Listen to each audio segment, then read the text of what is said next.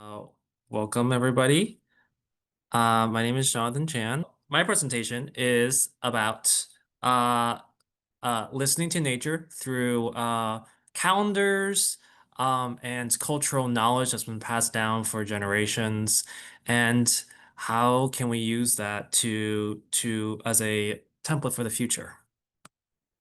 So, I think the challenge of the 21st century is not about technology, but actually over minds.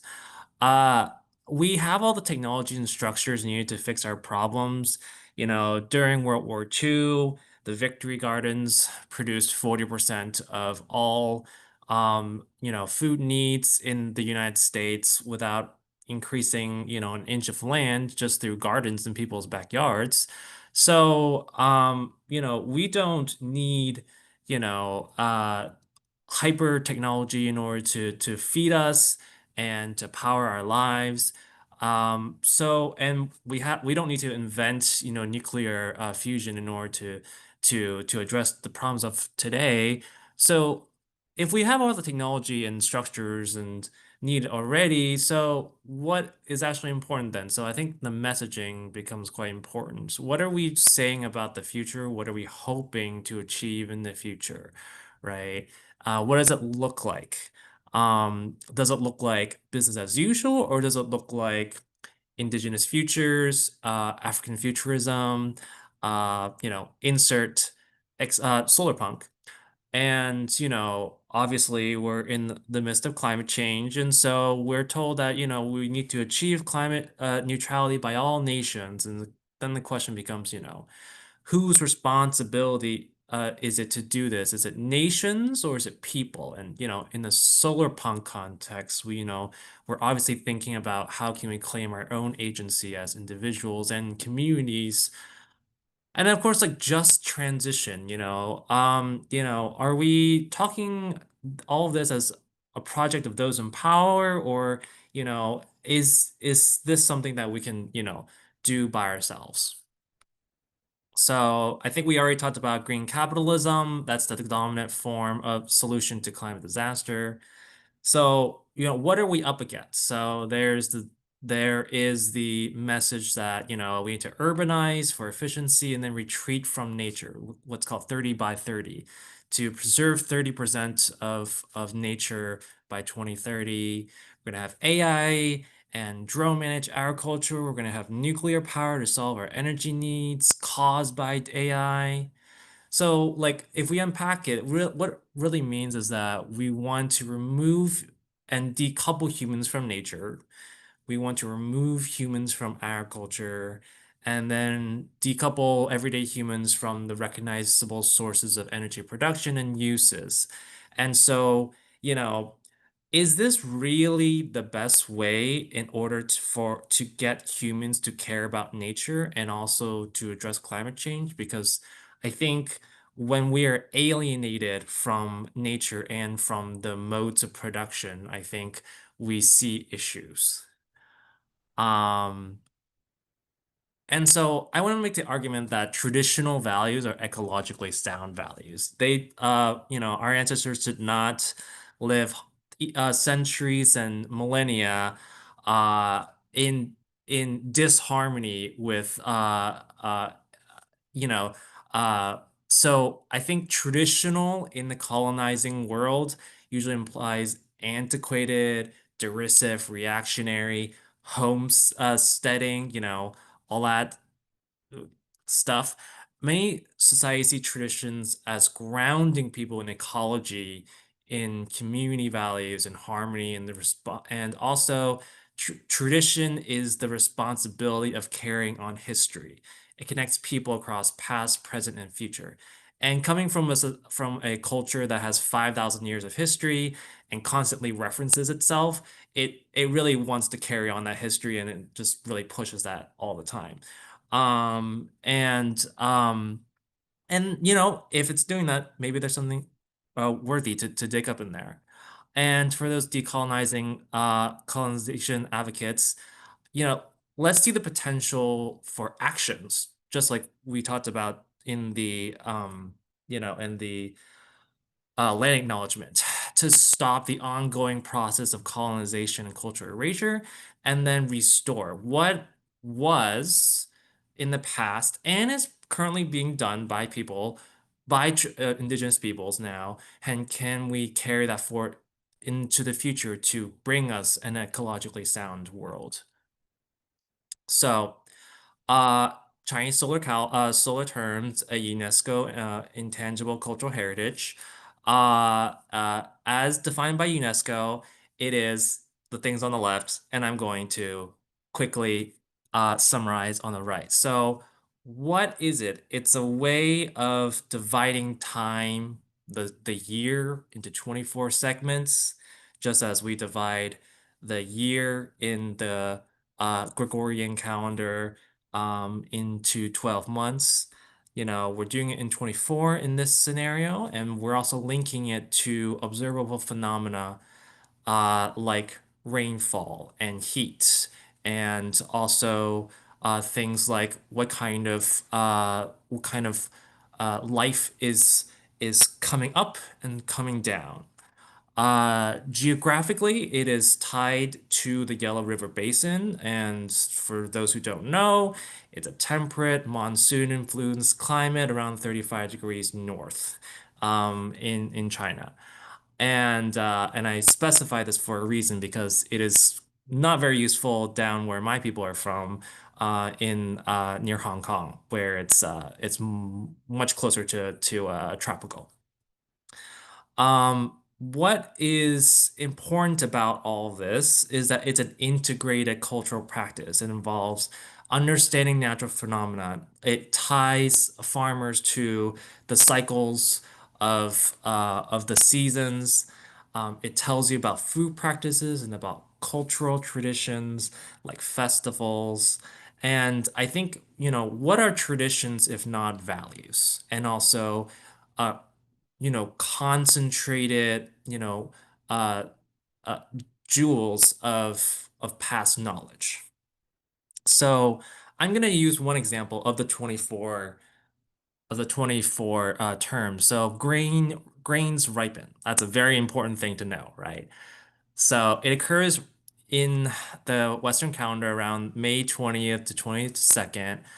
So this tiny piece of information, 小蛮, what are we talking about here? So, millet was the first domesticated grain in China. And so we're talking about the importance of millet to the peoples of the Yellow River basin. So why is this important? First of all, it is a very it grows very early. It grows quickly, and it's also very climate resilient because it's a C4 plant, and so it does not suffer drastically from droughts. So, as we're moving into a more climate unstable world, things like uh, millet can become very important for our future. What other traditions are tied to grains ripen?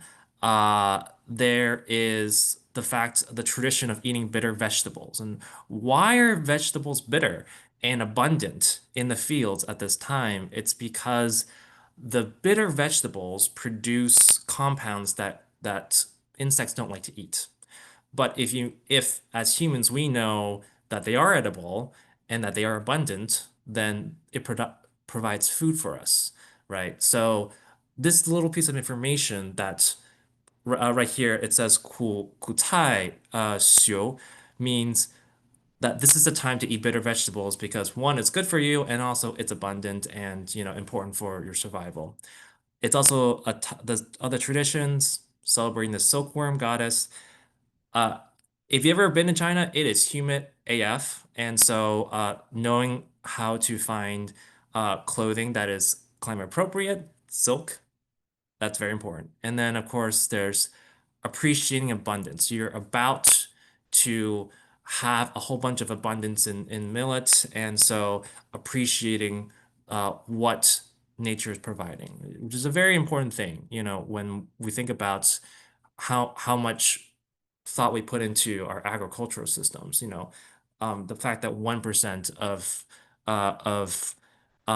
the labor force workforce in the U.S. provides all the food for us. So why am I talking about this? Like I mentioned, like was mentioned in the bio, I am a three generation city kid. I don't know anything. And so when I started embarking upon this journey, I was trying to learn how to farm because, in a era of climate chaos, maybe it's good to learn how to farm. But then I realized I don't know what that I'm doing. And so through the process of trying to engage with nature, I I I went back to my ancestors to see what is useful. And what I found through going through this process was the awareness of life. Because when you're living in a city, you just don't notice much. You're noticing the cars, the honking, but are you noticing the birds, the insects, the plants? And then going through the process of of learning about all the terms, it told me about very fine details about agriculture that I wasn't really very familiar with about horticulture, like grain fill stages and weed composition and what are the important food crops of the area, right? And then it also forced me to think about like what works and doesn't work where I live, sure, a lot of this works great for the Yellow River basin, but I don't have monsoons, I don't have deep frosts. And how much do I really know about the native plants in where I live? And, it is a mark of modern life of alienation from from the ecosystems around you. And uh, so like going through the cycles helped me understand that, I need to learn. That's what I need to do. And so, want to give you some context where I live and maybe how one could localize the 24 solar terms into wherever they live. So in my situation, I live in North Carolina, Piedmont, on the traditional Great Trading Path for all the tribes in the Piedmont, the Cherokee, the Tuscarora, and numerous Siouan peoples called this area home. The traditions that were local here were the Three Sisters, intensive strawberry growing, and harvesting of nut trees of nuts from nut trees like hazelnuts and black walnuts and etc. for good protein sources. And just an example, I was curious, what are the local calendars then? If I'm thinking about this from, a settler perspective, like let me learn up on what's around here. Let's do as the Romans do.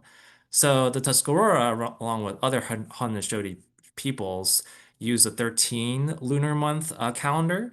And the names usually reference food or cultural practices. And so think right now we're in strawberry month, which I think is very apropos. Uh, and so it taught me that, this is time for strawberries. And so I was thinking about how would I localize the 24 solar terms to my area since, you know, and how could that help me understand the native life here and also of how I would grow things here and what should I look out for? So, you know, every almanac is going to ask you for when your last frost is, and I found out that in this year was around the spring equinox, and then I start noticing the mulberries grow around late April, and I saw tons of buttercups. I was not expecting that. And when grain ripened, that also meant that dock, which is a Eurasian weed, uh, that grows a lot of grains, all right. It gives me a major headaches because it takes over the entire plot of land. And then right now we're in summer solstice and milkweeds are blooming. And I noticed that wild morning glories were coming up and I didn't know about them. And so I was like, okay, well now I got something to learn. And last year I noticed that the grapes, the muscadines, were coming around August or so. And then I haven't quite filled it all out yet because I'm still learning. But I'm hoping to get all 24 terms soon. Um, so I'm gonna uh, show you some pictures. So this was late April in the grain rains, as the characters say, and just the start of this, and things were starting to grow. You can see the buttercups in yellow, and the pale blue you might see in the back there.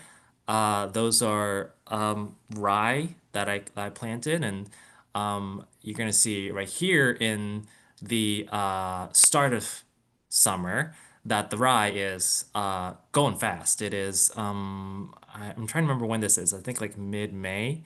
And then we have some very annoying curly dock in the back. Um, and yeah, so uh, how can so I think like for me this practice of being aware of the seasons and of the plants has really helped me in, learning about the land and also about the peoples who are and were here and how we can continue their cultural practices forward, in addition to my personal ones. So here are some resources. I was really inspired by East Wind Melts the Ice. It's a memoir of Lisa Dalby, who used to live in Japan and worked as a geisha, and and wrote about the 72 periods, a more advanced version of the calendar, and trying to relate this what the phenomena that were happening in China and in also Japan and also in California where she lives. And it kind of was a model for me to relate, to figure out how to, do some cultural comparison between, here where I live in the Great Trading Path and, where the calendar originated from in the Yellow River Basin. And here's some other resources for you to peruse. But I'm going to stop sharing my screen. And if anybody has any questions, feel free to let me know.